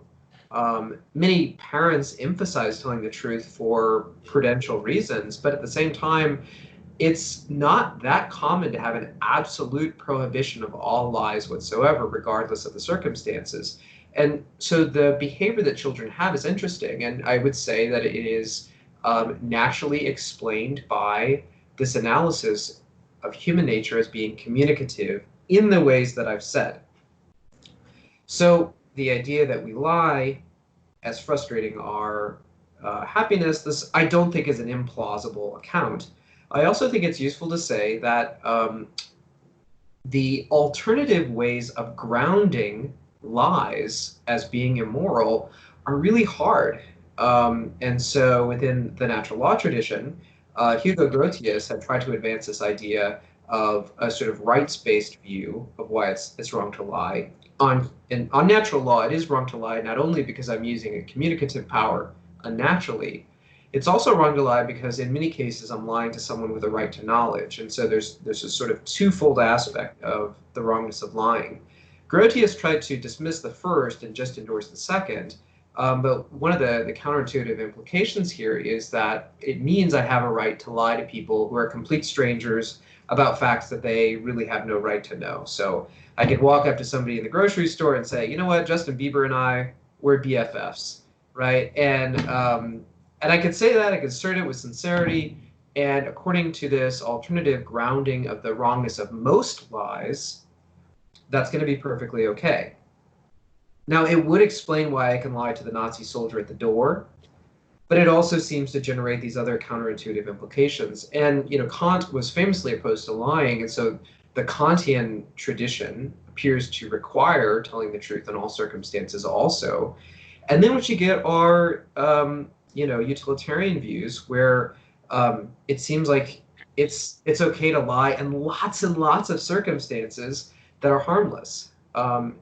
Probably an unnervingly large number of circumstances where it's harmless, because pathological liars, people who lie about routine things like what they had for dinner last night or what they did the weekend before, appear to be causing very little harm at all and some personal pleasure. And maybe the lies that they tell are actually entertaining in some ways for the people who don't know whether they're true or false. And so, at least narrowly refined to those lies, consequentialist views have a hard time explaining why truth-telling is required. Now, maybe you can go rule consequentialist and say generally truth-telling is required for these broadly rule consequentialist reasons. That said, generally speaking, our intuitions about lying and truth-telling are hard to ground in any particular moral theory. So someone's going to have a bullet to bite one way or the other. And so what I'd say is it's not that surprising, especially given what I said about human nature before, that we bite the bullet at no lies are permitted. All right, now Dustin, I'll turn it over to you. Maybe you want to either respond to that or raise some new issues about lying. Oh, yeah. So, I guess it's not like I'm for lying just as a matter of course. Of course, I'm happy to say that lying is usually wrong. I have my own, I don't think that it's, I guess I don't agree that it's that hard to ground, at least on all alternative theories. I have my own kind of contractualist story that I would want to tell about it, but we probably don't need to get into that. I guess one thing, one worry is just this sort of initial worry. Is this a defeasible obligation? Is it just pro tanto wrong, which is what I think, or is it categorically wrong? Of course, you think it's categorically wrong. Right. One worry is that seems very implausible because it seems to imply that I couldn't lie to the torturer to save myself and my family members. But another thing I wanted to know is, are you committed to saying that refusing to lie is the thing that best contributes to my well-being in this circumstance, or something like to my happiness in this circumstance? What I want to say is lying would frustrate your happiness. So it's better for me that I not lie and let myself and my family be tortured to death. Well, usually the situation, I mean, I suppose you could construct this highly artificial example where the only, you're sort of bound hand and foot, and the only thing that you could possibly do is lie. One thing to say is that usually in circumstances like this, you have no reason to think that lying is actually going to do anything. So it may be your last best option. At the same time, in these artificial circumstances, it's really hard to say. If there's any chance of it working, I think it's permissible. All desperate measures. How far does that go? I once thought that I might be in a situation like this. Okay. My neighbor came over to my house and she said, my boyfriend just tried to kill me. Can I use your phone to call the police? Uh-huh. And she calls the police and is like, yeah, he went to get his gun. I don't know where he is. So I was wondering if he was going to come over, right? Yeah. So I found my kitchen knife or whatever, bolted the door. But he didn't come over, fortunately. Once she came over, he got in his car and left. But if he had, I mean, if I had thought, is she here? If I had thought that there was any increase in the possibility of her and me being made safer, I would have lied. Well, I mean, I don't know if this is a surprise to you, but the armed, angry boyfriend's barging in one way or another. He doesn't care what you say. Then, but I guess, so all of these, I guess I would sort of consider them broadly Faustian bargains. They start to seem plausible, especially when it comes to lying, because for many people, lying is so lightly wrong that it's okay to dismiss its wrongness or even treat it as a sort of pro tanto obligation. But when the Faustian bargains begin to creep into other areas that are what I would consider to be similarly intuitively lightly wrong or marginally wrong, I think people start to get a little bit more distressed because the creep doesn't seem to have a natural principled boundary. So, for instance, if it's okay to lie to let's construct a scenario where it's a psychopathic philosopher, right? And he wants to test my principles. And so he arrives at my door and he's well armed and says, all right, lie to save your daughter's life. Okay, so I lie. He says, great. Now I want you to punch her in the face. Okay, well, it's going to save her life, right? And so, we're moving along here. Punch her in the face. Gouge out her eye. Should I do that? Do I stop at gouging out the eye? It's going to save her life. Maybe I can think of it as like necessary surgery. Cut off her nose. Well, more necessary surgery.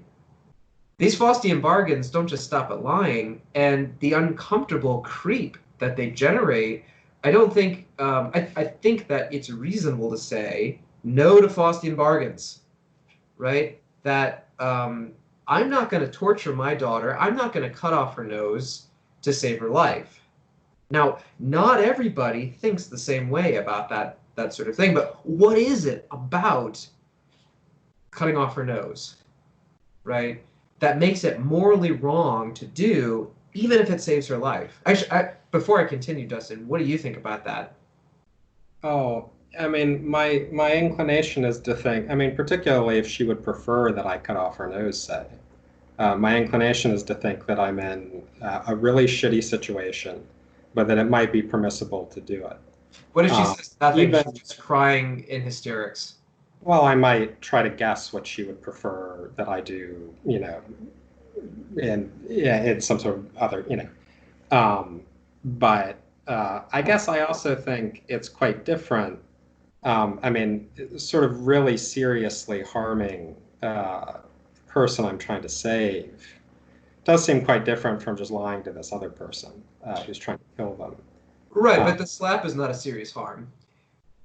Sure. Oh, I mean, I guess I think I think the slap would be, I mean, if it was the case that you shouldn't do it, maybe it would be through some sort of general kind of I don't know, anti-blackmail principle or something. You shouldn't give in and these sort of.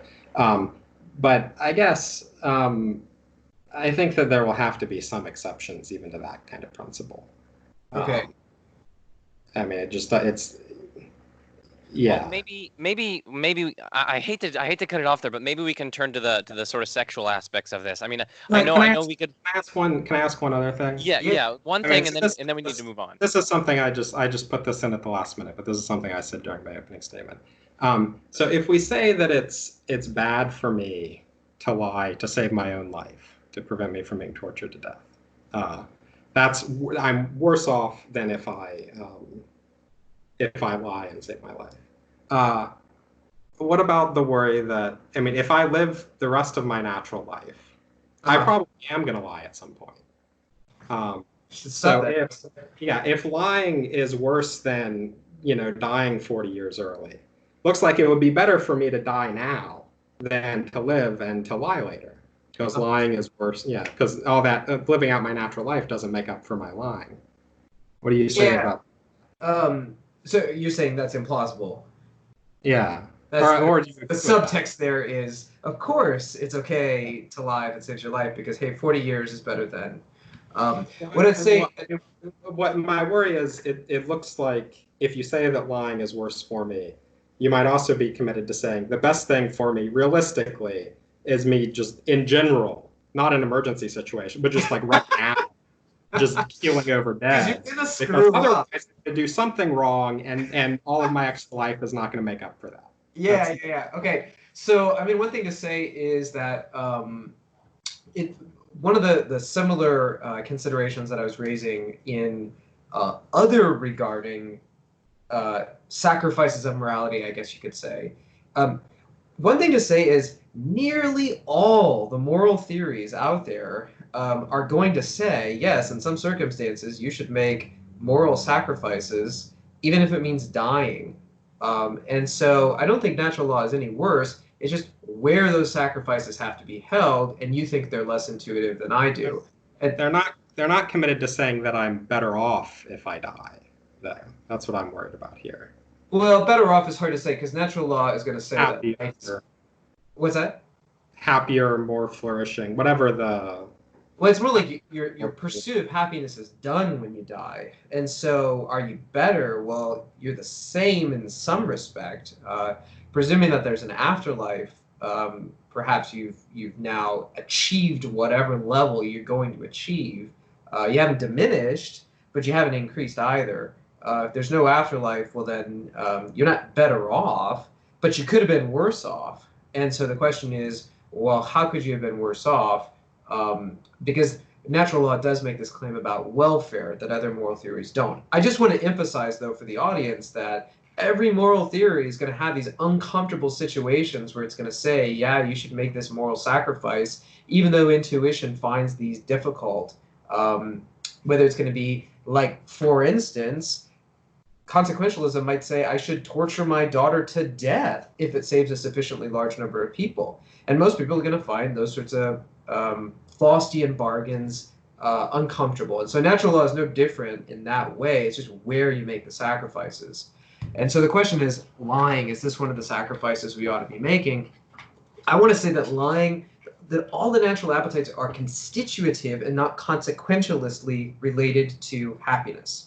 So don't think about happiness as some future glory that you might achieve. Happiness is here and now as well as in the future. So I have to be as concerned about my own present happiness as the future happiness. And lying frustrates my present happiness by frustrating my present natural inclinations, my natural appetites. So it's not consequentialist. It's not saying, look, but if you lie, you're going to be able to have a greater chance of achieving happiness in some future moment. What it is saying is, look, happiness presently and in the future is a moral requirement, a moral priority, the moral priority. And so can't I trade off some degree of future happiness in exchange, or of present happiness in exchange for future happiness? I mean, are you saying unmoral theory is a possible trade-off? No. The reason why is because happiness fully is what we should be concerned with. Put differently, every choice that we make should be made because we see it as good, because we see it as a proper choice. This is the fundamental principle of proper decision making. And so am I making the right choice, making a choice that's proper, in seeing a lie as for my happiness? And I'm going to say no, because the lie here and now frustrates my my own natural appetites. Now, it could be that at some future point, right, I can achieve some measure of happiness also. But in terms of whether my decision making was, say, rational or irrational, it would be irrational for me to see the lie as contributing to my happiness. And that should be the basis of my choice. In fact, what I want to say is that all of our choices are necessarily made with the idea that the object of our choice, the act itself, is a contributor to happiness. That's the fundamental nature of motivation, as we see it as contributing to our happiness. And so to lie is to make this sort of disharmonious choice, choosing something that frustrates our happiness as though it contributed to our happiness. Dustin, okay, wait, so I was just gonna say, Dustin, we're gonna move on to the sex thing, but but Dustin, I think we should give Dustin like just a short response, briefly. This is very straightforward. It seems to me that in this case where I lied to prevent myself from being tortured to death, maybe suppose we grant that lying is bad for me because it misuses a faculty, whatever. It seems to me like I'm doing something that is to some extent bad for me. But in the long run is better for me because it allows me to not get tortured to death and to continue living and doing other things. Just like, getting a surgery might be bad for me in the short term, but be better for me in the long term. Okay, so sorry to cut you off.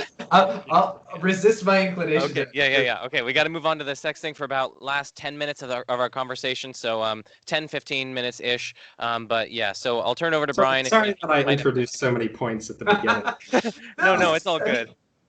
I like the fact that, as I mentioned in my opening statement, I like the fact that natural law, in some sense, is a really sophisticated system, but has lots of important areas that need to be worked on. Mm-hmm. And so I think it's fitting and proper that you raise a large number of them. Okay, so sex.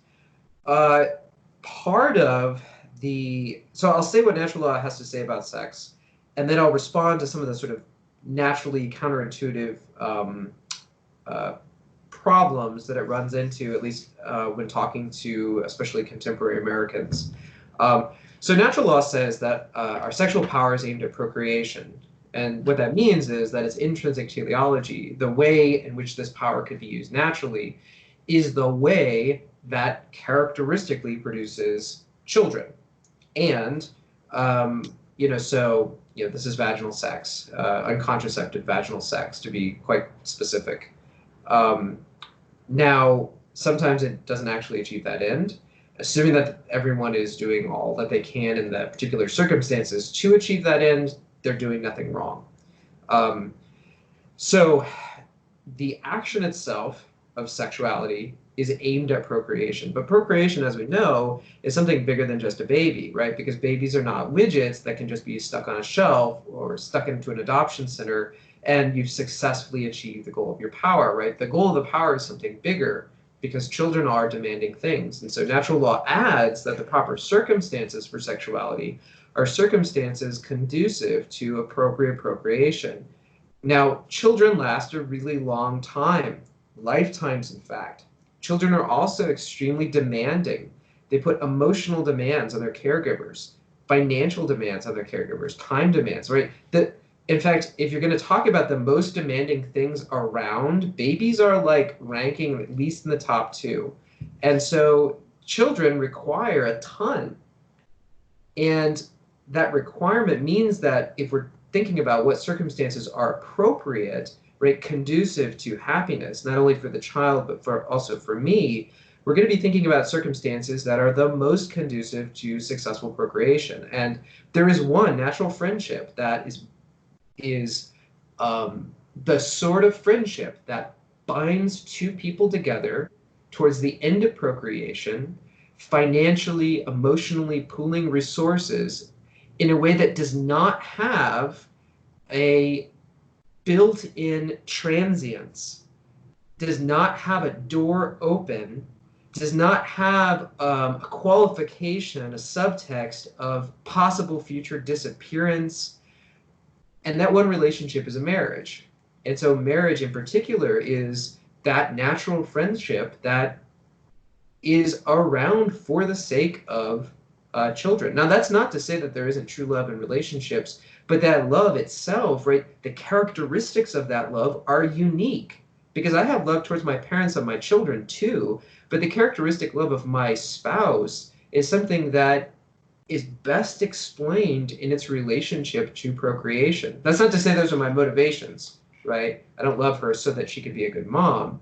But at the same time, right, its endurance, its relationship to sexuality, right, all of these seem well explained by its procreative aspects.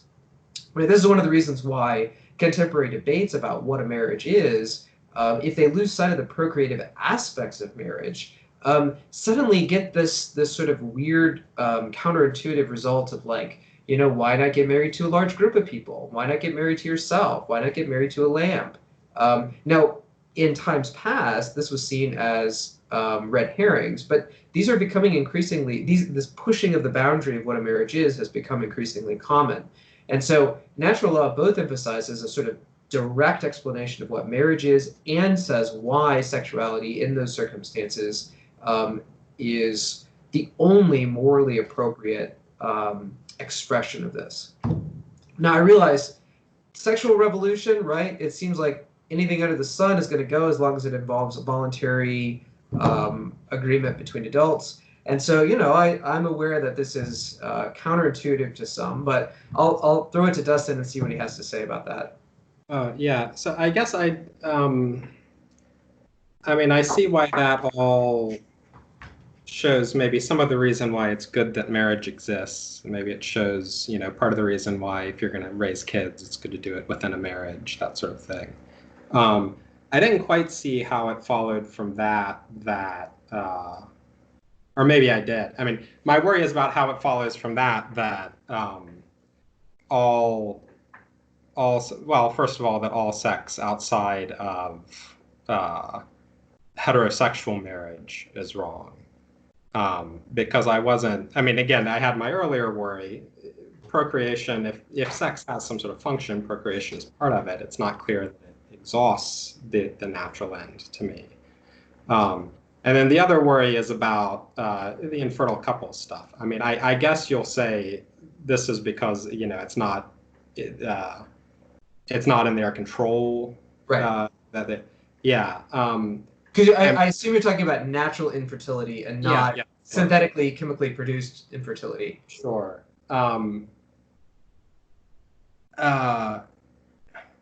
I mean, that's not quite right, because it's not within my control that I can't reproduce with another man either, right? So, I mean, there's something else. It has to be something like the act is licit only when it's directed at someone who could, in principle, fulfill the natural end, even if I know that they can't, or something like that. Well, here we're talking about there's a difference between what the function of the power is and how we codify it in propositional terms. Yeah. And so, but the codification is not the function, right? Sex is not a proposition, although it can be, right? But sure. The idea is right, there is a natural function of this power. Now, specifying exactly how that works in propositional, you know, necessary and sufficient conditions, that could be kind of tricky because, hey, it's always tricky to specify necessary and sufficient conditions for like anything, even our most, you know, trite concepts. So I guess you raised like 3 or 4 issues. I don't know if you want to talk about one. So maybe, what is wrong with the suggestion that I floated? Well, maybe the purpose of sex is something quite broad. Yeah. Like during the continuation of the species. That kind of sounds intuitively plausible to me. Well, it's quite related to procreation. Yeah, it's related to procreation, but it's not exhausted by procreation. And so maybe sex that strengthens social bonds, that is psychologically beneficial, other things, even if they're not of the procreative type or whatever, might fulfill the purpose of sex.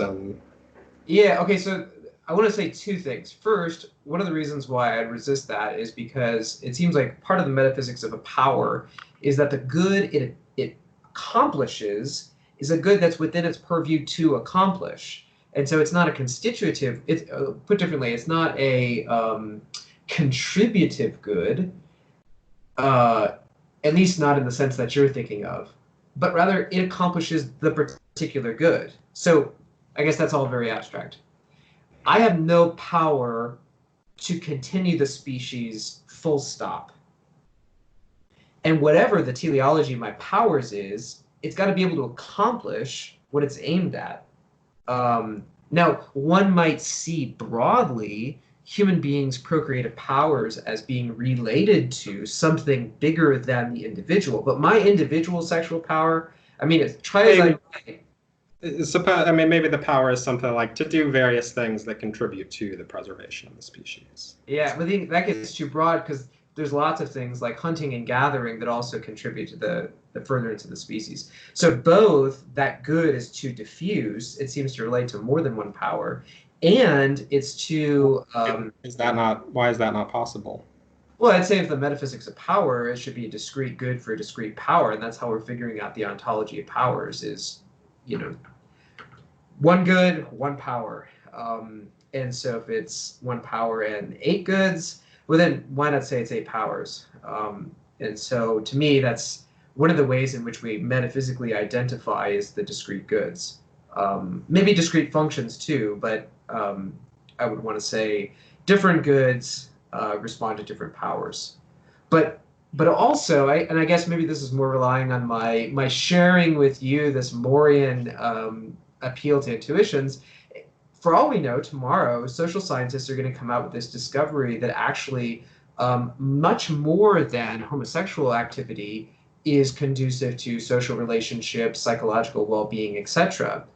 It wouldn't surprise me in the slightest if 10, 20, 50 years from now, pedophilic relationships are said to be conducive of the happiness of certain rare couples. This was actually a theory that was floated in the 70s and 80s. Fortunately, it was discredited. Of course, it didn't catch on, right? Well, people acted on it. Well, yeah, but the movement did not become popular. The movement. Thank God, right? Thank God. But here's the thing: like NAMLA, the North American Man-Boy Love Association, continues to appeal to these psychological theories, suggesting that at least for some man-boy couples, this is conducive to health and psychological well-being. And so now maybe you think those are discredited, but it doesn't seem like there's any principled reasons why tomorrow or 50 years from now we might discover, for instance, the Etoro people, right? I don't know, Dustin, if you're familiar with the Etoro people of Papua New Guinea. Okay, so not that I want to raise this example because it's disgusting, but the Etoro people are best known because they're the eldest males will, at the prepubescent stage of their sons and nephews, take their boys out and have lots of anal and oral sex with them. The theory is that the more semen that they get inside of them, the more masculine they will be. And this has been a ritual, as far as we know, documented for well over 100 years. So this is a deeply enshrined practice among the Etoro, E-T-O-R-O people of Papua New Guinea. And I could easily see a social scientist saying, well, look at the social stability that this produces. The boys are promoters of it. In fact, if you ask these prepubescent boys, boys of 8, 9, 10, do you support this? They would be enthusiastic supporters of it. And in fact, they would think that you're depriving them of some great good were you to interfere in this social practice. And so I guess one thing to say is, well, look, what are the boundaries of this is conducive to the welfare of the species? What are the boundaries there? Is any sexual coupling, if we find that it's been well established for long periods of time, seems to, at least based on survey results, be supportable activities by the participants? I mean, is that check, check, check, check, we've got the Etoro people and we're going to give them the thumbs up? Or I guess to me it doesn't seem like it's a sufficiently strong boundary to get what you want. I mean, so one worry about minors is, of course, with sexual consent. I mean, I would be inclined to think that they can't consent, so that these are cases of rape. But that seems to assume that the sexual ethics is based on consent. It's got something to do with consent. I think consent is important, but it seems to me that it's not just a... Well, I'm not trying to defend rape. What I'm saying is consent is not a brute fact. It's necessary for permissibility, which surely you agree with too. But it's not a brute fact. Another thing, I mean, just the general form of the worry here. I mean, so one worry is these are actually cases of rape, it seems like. But that doesn't get the explanation that you need it to, because what you're saying is that consent is itself only useful if it's conducive to the furtherance of the species. But it may find out that non-consensual sex can be a useful part of some population's prosperity. And so it's not a brute fact, this consent, right? It has to be explained. And if you're saying the bottom line explanation is what furthers the prosperity of the species, the continuance of the species, consent itself may drop out of the picture as an unnecessary moral tradition. I don't, I mean, presumably you would agree that consent is necessary even for sexual acts that fulfill what you think the natural end of sex is. But I can give you an explanation of why it's necessary. Okay. I mean, I'm not treating it as a brute fact, right? There's a really straightforward explanation of why it's necessary, right? Because it would harm the relationship through which children would emerge, right? That's one of the reasons why consent is an important element, because there should be a... I guess I was just going to ask Dustin, is there, because it sounds like the kernel of what he's saying is like, is there a sort of ground or more fundamental explanation on the basis of which consent is a necessary condition, according to your account? Yeah, I guess, I mean, there probably is. There are different options. You could appeal to facts about bodily autonomy, blah, blah, blah, facts about harm. I guess that it would harm the relationship by which children emerge does not seem to me like the right kind of explanation. Why not? Well, I guess I think... What? Raping your spouse, and that's bad for the... I mean, it violates their rights. I don't think that's your reason not to No, rape. I don't want to say it's only part of the reason. They have a right not to be raped, right? Yeah. But it also seems like the reason why consent is an important part of sexuality is because, or like why not think that a different species could have evolved, right? Where, I mean, like we see this in the animal kingdom all the time, right? Consent doesn't seem to be part of dog foreplay, and so it doesn't seem like it was a requirement of human evolution that consent be part of what it means to participate in part of what it means to participate in sexuality. So conversations, right? Is this what, I mean, something has caused me to be lost. I think it's because of some background issue that's going on. Is this your thought? If we are natural law theorists and we accept the account of the purpose of sex that I suggested, then we would have no way of accounting for the importance of sexual consent. That's so what my alternate explanations are kind of irrelevant, something like that. Two things that I want to say. Yes, on your account of this broader natural law, just anything that furthers the species, well, now you're going to introduce a number of sexual practices that are far more deeply counterintuitive than you anticipated. But then also pushing back against rival moral theories, which often have difficulty explaining central aspects of sexuality. And so I guess because it's a natural law discussion, we could focus on the first over the second, but I would want to say that the hodgepodge of moral intuitions that people had, especially post-sexual revolution in the West, are often unprincipled, emotive categories. And so I think that most moral theories have a difficult time making everybody happy in this hodgepodge world of sexual intuitions. And I think that we could press against each of those theories, finding very deep counterintuitive implications for all of them.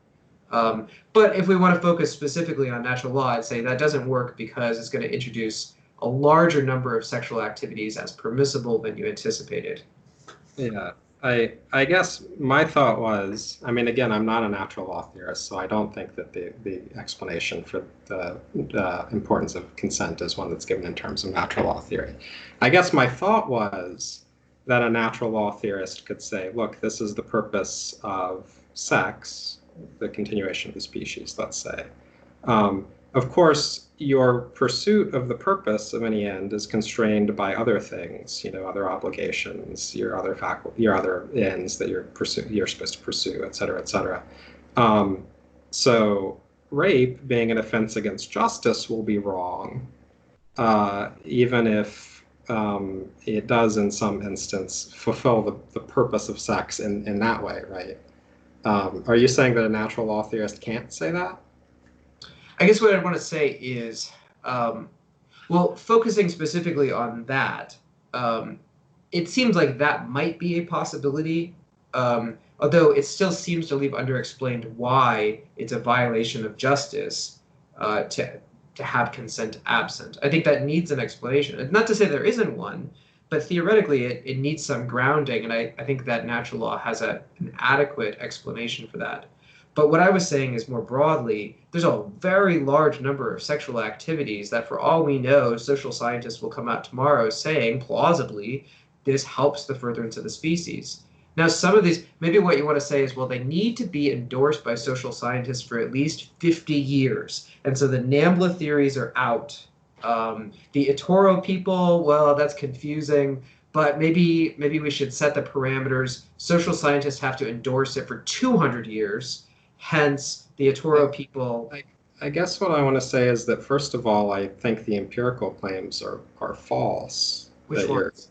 That your hypothetical people, that pedophilia is good for people, that sort of stuff. I don't think that. No, I'm not saying that. I'm saying but this was floating. Why is I guess I don't understand what the nature. Social scientists could say something false, and that might make people think that the effects of things are different than they are. Okay, so I guess, but what is the philosophical significance of that? The grounding that you had given for thinking that alternative sexualities are part of the picture of what promotes. You said in attack on the sort of narrow notion of sexuality, natural law gives us that. Well, look, why don't we broaden it a little bit? Now it's not just procreation, within this family unit, but rather continuing the species. And it turns out that there are social scientists who say homosexual behavior, among other sexualities, helps in this broader. Right. I guess I was implicitly assuming that there's some plausibility to that claim. Yeah, well, maybe you just deny that there's any plausibility to it. I don't think that there would be any. I guess I want to say, first of all, that I don't think that there would be any plausibility to these other empirical claims. Even if there was, then the actions would still be wrong, I would think, even in a natural law framework on grounds of justice. Well,